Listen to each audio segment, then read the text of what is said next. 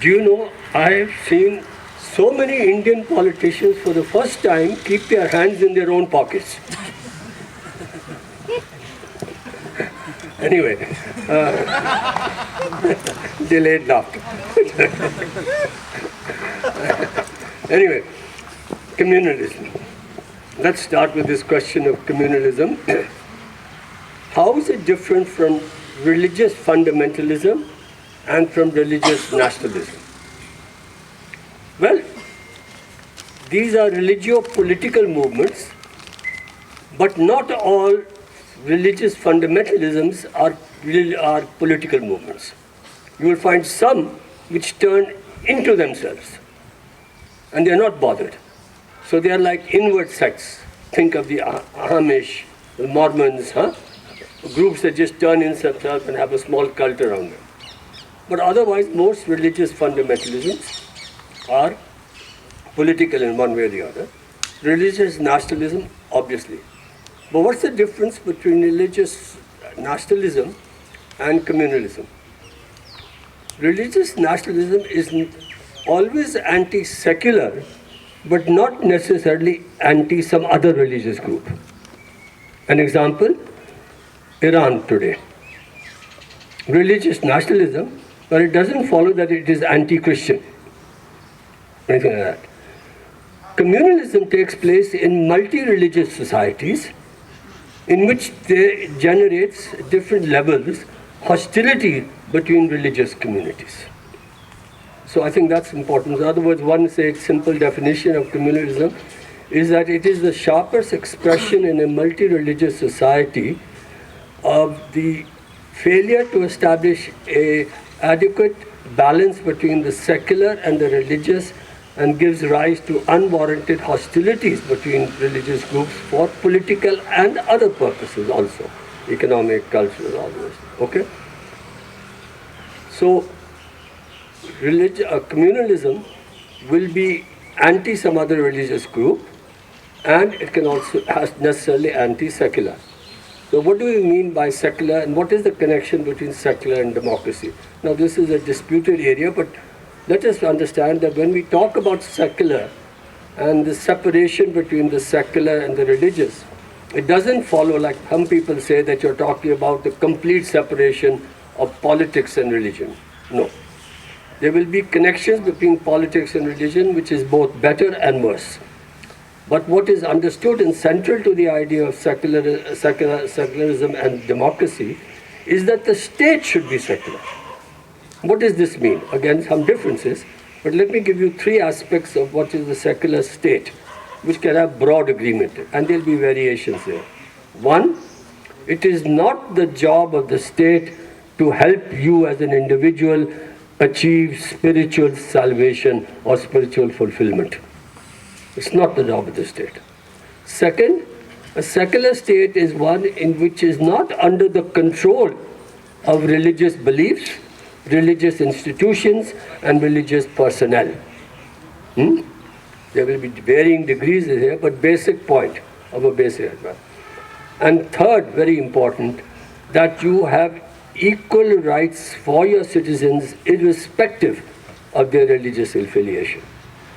But please note that those equal rights for all citizens need not be democratic rights. So, for example, the Soviet Union was secular but not democratic.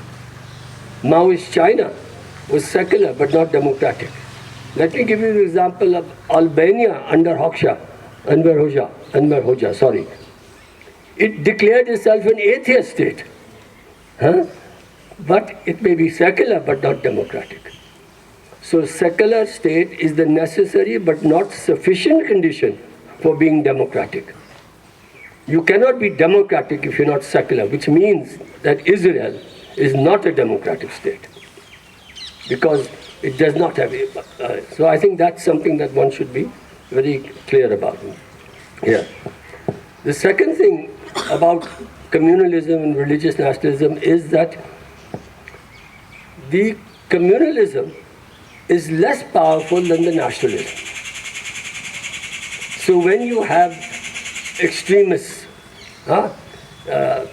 religious movements of various kinds, Christian evangelism, Buddhism, Hinduism, Islam, whatever it is there, you please note that if it tries to go beyond the nation, it doesn't really have that power. It has its power when it co-opts nationalism.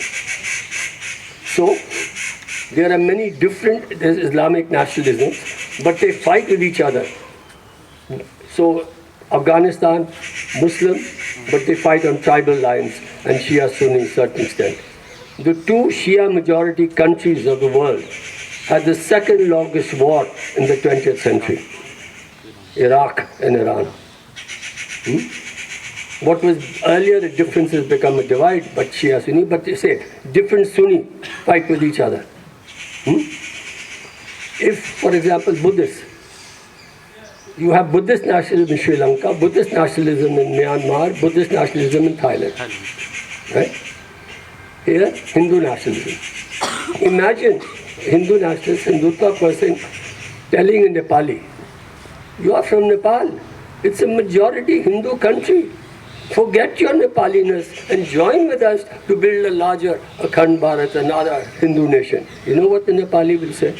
He will say, I'm Hindu, I'm very proud of being Hindu, but you, Mr. India, big brother, don't tell me that I must give up my Nepaliness. So the question then becomes, what is the power of religion and what is the power of nationalism that it is more powerful than religion? And people have said that religion, which is quite right, is an imagined community. You have a sense there. Nationalism is an imagined political community. It is the political dimension of it that gives it its power. And it is a modern conception. Although so many countries try to pretend that it is something ancient, they invent a past, it's actually modern. The best way to understand this, apart from a couple of exceptions, is that it is not the nation that emerges and gives rise to nationalism, it is the other way around. It is nationalism that first emerges and gives rise to the nation. What Aditya was also pointing out in that history. So nationalism and the nation state are modern. But you find any number of people trying to say that, oh, it belongs to the past and so on. Yeah. So one is its political. Second, its power. For the first time, the nation state is different from previous states. It's a state that is supposed to belong to the people. Even if it's a dictatorship in Pakistan or Saudi Arabia, they say, but this government and this state belongs to the Saudi people, the Pakistani people. Earlier, this was not the case. It belonged to the kings and their family. The second aspect is the modern conception of the citizen, which is also a modern conception, and equality of citizens. They're not equal in that sense, but they are citizens equally. Unlike the past, when you had no concept really of the Nagrik, you had the concept of, subject. Subject in Hindi. Sorry? No, the subject, praja, right? So you have the same. Yeah, that's subject. Sorry. The subject, not citizen, Nagrik. And the idea that Greece is the mother of democracy or India is the mother of democracy is nonsense, because in those times at a small scale you had certain elements of elections for some people, not full franchise, and you had some accountability, that's all. But when we talk about democracy in the modern sense, you're talking about the existence of a rights discourse of a kind that never existed in the past, of a massive right, legal rights, economic rights, this, that, all kinds of rights. So let's very be clear that this is important, because the question of nationalism comes in. There are two ways that you can understand nation, and because the nation is more powerful than the question of these extremist religious movements, they seek to co-opt it, and you have no escape from having to fight on the national level, even though you must go beyond the national level, because our problems are so in many cases global. I'll come to this point here, but you have two choices when you want to understand the nation and nationalism. Either you understand nationalism as belonging to the past, as an inheritance from the past. If you see it as an inheritance from the past, there will always be disputes about what is the proper inheritance and who are the proper inheritors. We, the Hindus, are the proper inheritors, and the Hinduism is our most important inheritance. That's there. That's the kind of way if you think to the past. Or you recognize that it belongs to the present and the future. It is what we will make of it. And that's where the question is, how do we make our nation and our nationalism more democratic?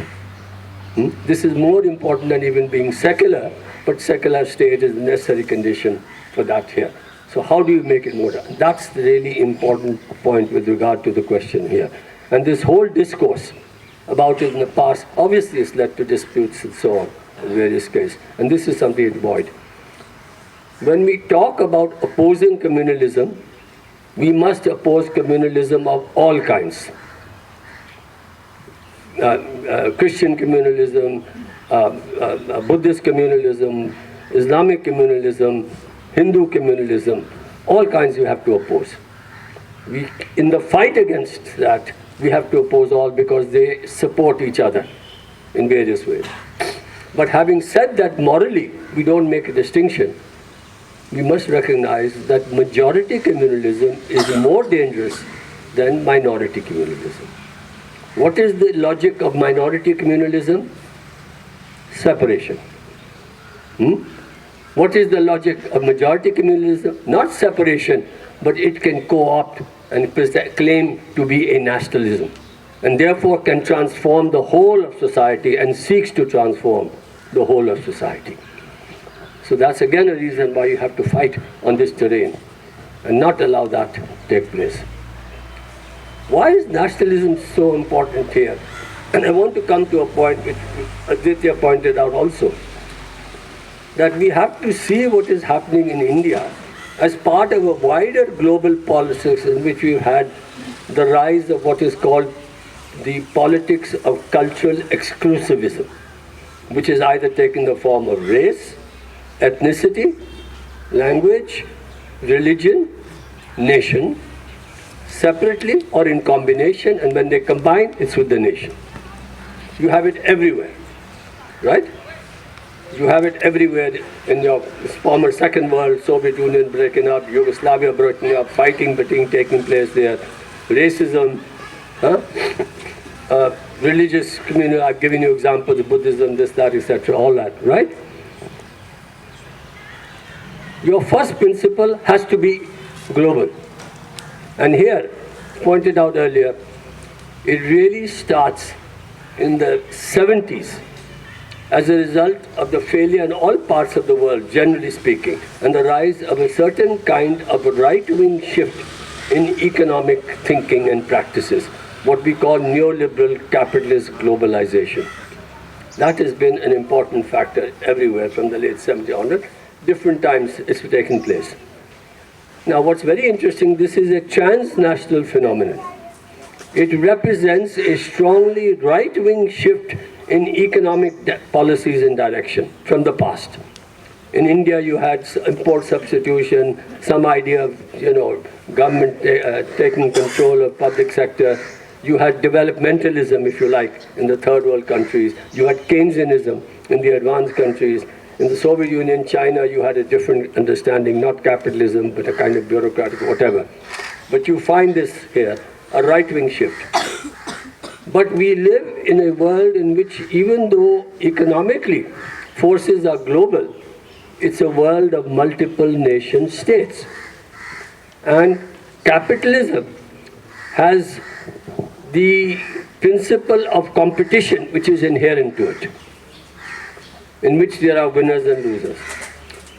There is a principle of coordination which is supposed to be provided by the market. And there is also a problem of stabilization, which is not automatic and intrinsic to capitalism. You have to have a legal system.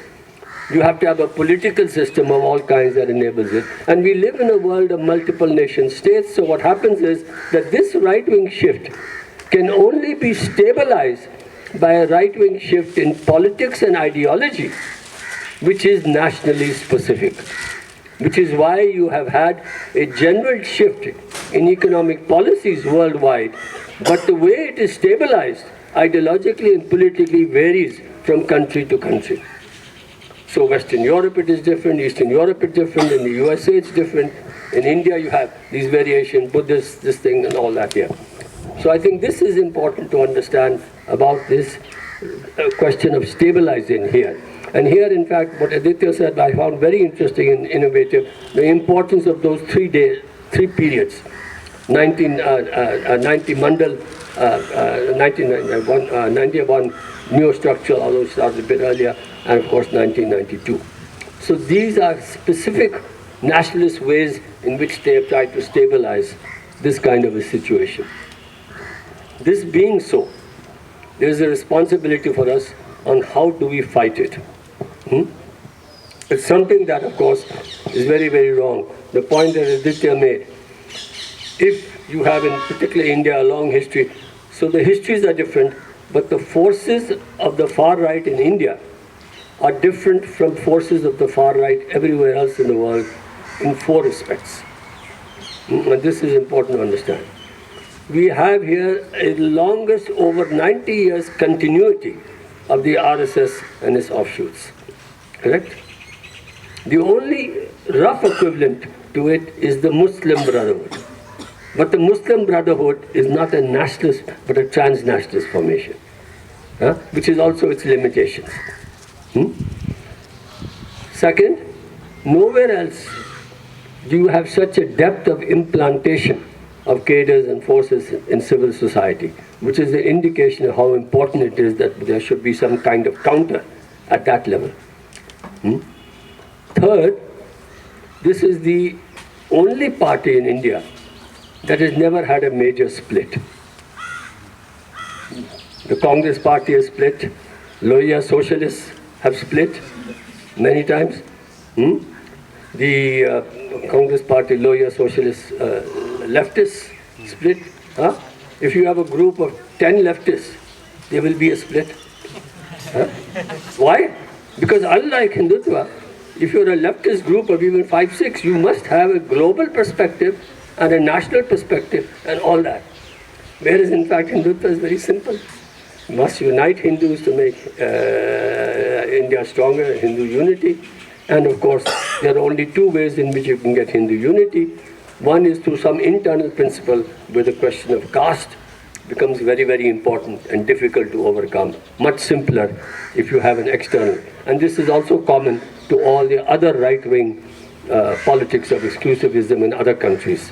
Scapegoating is absolutely crucial. So you have all of these aspects over here. And the 4th point is that in other countries like France or elsewhere, even in Hungary and Poland and the other countries here, where you have far-right groups, you have other parties, bourgeois parties if you like, which are stronger. Here, in fact, the other parties are much weaker in many ways, which is a very real problem. And they are not necessarily opposed to neoliberal economic politics, economic direction. And there's also the whole question of soft Hindutva and so on. So you have a real particular issue over here. Now, the question of identities, we all have multiple identities. But modern life is about shifting your identity at different points of time to cope with the reality of modern life. It is always very, very tricky if you have only one identity, which becomes the most important prism in which you look at things. So there is a place for your religious identity, certainly. But if it becomes the most important thing, in order to look at that, there are risks and dangers. To try and understand how we can get, because what happens with communalism is that it is fed by so many forces, but it uses your religious identity as a crucial marker and emphasizes the importance. I'm talking about whether minority or majority. All communalisms want to highlight and emphasize the centrality of the religious identity for you to understand the world around you here. Why are ordinary people religious? Let me give you my understanding of why people are religious. One, but over time, our understanding of morality has changed, and religions have to change with it. And if they don't change, that's not good. It's bad. So, for example, it is only in modern times when you have a lengthening of your lifespan that we talk about child rights for the first time. Not like in the past. And we also talk, thankfully, about the rights of old people. So, modern times. Women's rights. The question of the family and the changes that must take place in family. All of these are new developments over here. So that's the question of moral guide, but it must change. It's very unfortunate, it's very strange that when we talk about all the great religious geniuses, Sankaracharya, this, that, Jesus, Muhammad, Buddha, none of them have come from the poorest sections of society, and all of them are male. What I'm saying is that you have to understand this moral dimension has to keep on changing, developing, understand. And religions have to go along with it. Otherwise they'll have a problem. But they don't. Because there are two areas in which religion particularly want to emphasize their control. And this applies generally to all religions. One is the question of the family, and therefore the question of women, and the other is the question of education. So I said sense of community, moral guide, and the last one is sense of immortality that we want to go on here. But please note something about the power of religion. And that is that its power comes from addressing all kinds of secular needs and the concerns of human beings. Because what I've given you is also what human beings have themselves. We all want to know where we are from, what we are, all the rest of it here. So there is a kind of universality of the human condition. But religions try to encapsulate it and give it their particular answer. But the most important point I'm making here is that insofar as religions are concerned and connected to questions of basic needs, then addressing those needs, your material needs, health, wealth, power, equality, your need for dignity and respect, all of these things come here. And that is the level on which we have to fight. The question is not so much the question of this religion, that religion, bad, this, but on fighting for these and trying to equalize the kind of treatments that people can get. Because if you are able to address this, in fact, the RSS strength also comes from the fact that it addresses the secular needs of people.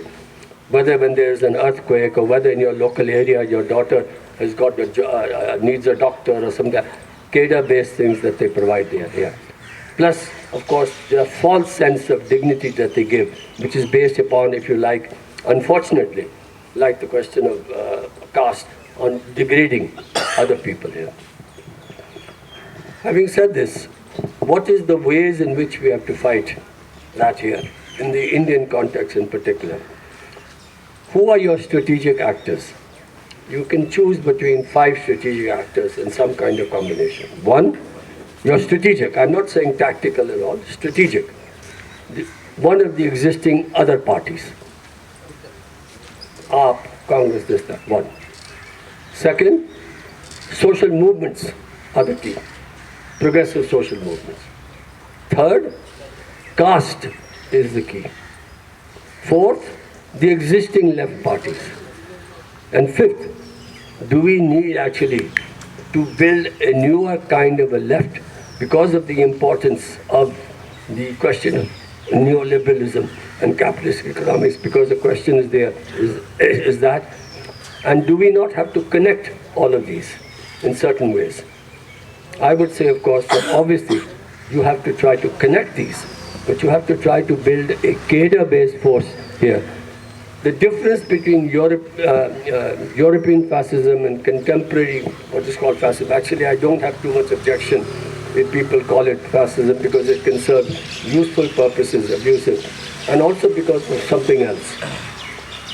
There is no straightforward link between theoretical agreement and programmatic agreement. There is no straightforward link. But the programmatic agreement is more important than the theoretical agreement. The programmatic agreement is how should we fight it? What are the strategic actors? So for those of us, for example, who rejected the lack of democracy in the Soviet Union, and others who said it was state capitalist, others who said it is not capitalist, what is important is that you have the agreement that they can only move forward if that ruling category, the bureaucracy or whatever, is overthrown. This is more. So in this particular case, whether you call it fascist, not fascist, how do we fight it? And there's no straightforward relationship, because some people will say fascist, but say you have to fight it in this particular way. Others will say it is not fascist, but I agree with you, we have to fight in this way. Others will say you have to fight different here. My own comparison of European fascism and this fascism is that this what you call it, a fascistic I call it, is both less dangerous and more dangerous. It is less dangerous because it doesn't have that same one-party dominant control over there and militarized in a way, completely destroying all the trade unions except its own and all that here. It is more dangerous because it is more longer term. Point that Aditya also made in terms of its Germany there. So how do we fight it? These are your 5 actors. What are the levels at which you have to fight? It is clear to me that you have to fight with regard to the question of the common demands and needs of people. They recognize that this is their weak point.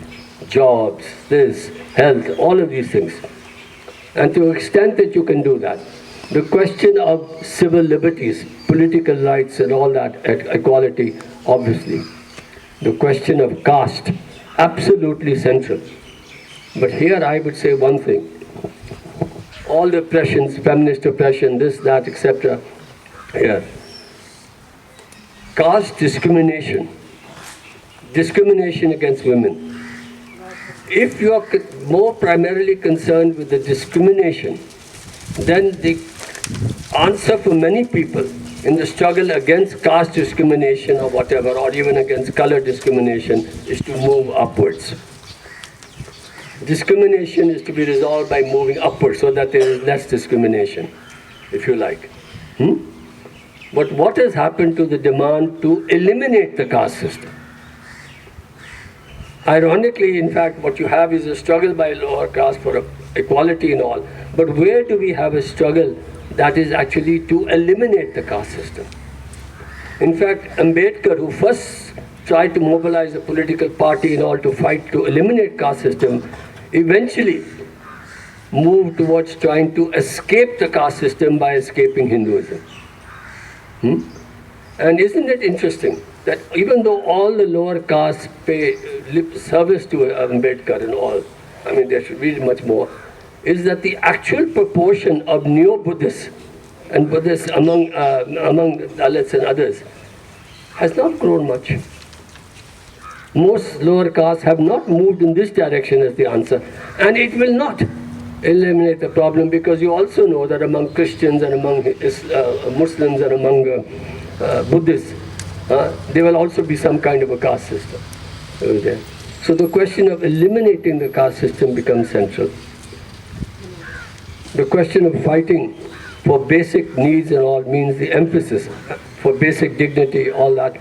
These are collective struggles that we have to fight with. You have to use various movements. You have to have a vision. And above all, you have to have cadres implanted in civil society over the long term. So yes, we fight at the level of the battle of ideas. We continue to fight at the battle of ideas. We fight at the level of caste, absolutely important. And we also have to fight at the level of all of these discriminations, these oppressions, and we have to fight against basic material needs here. And if we can have more and more people, regardless of their religion, as doctors, as this, that, etc., helping out in these things, you will find that we'll make a very big inroad. It's a very large program. But my own view is that you are not going to be able to humanize capitalism. You will have to try to fight beyond it. And if there is one obvious reason why you have to fight beyond it, it is the ecological question. The idea that you can have an ecologically sustainable capitalism, to my mind, is a chimera. There was one earlier economist, and for those of you who are not Marxists, you will be happy to know that he said something very sensible, although he was not a Marxist. Okay? And that is, he said in the 1950s, his name was Kenneth Boulding, he said, I know, I'm finishing just now in fact. He said, in 1950, he said, to believe that you can have infinite growth in a finite world, you either have to be a fool or an economist. And he's right. Because the logic of capitalism, its strengths and weakness, is the constant search for profits, which can only come from the constant search for growth. And that's why, in a certain sense, we have to think in terms of building a kind of framework in which you can unite progressive, non-left forces, progressive social movements, and a newer kind of much more internally democratic and committed, cadre-based left, which itself is much more internally democratic than exists in the kind of examples there, or even within the Indian context. And I'll stop there.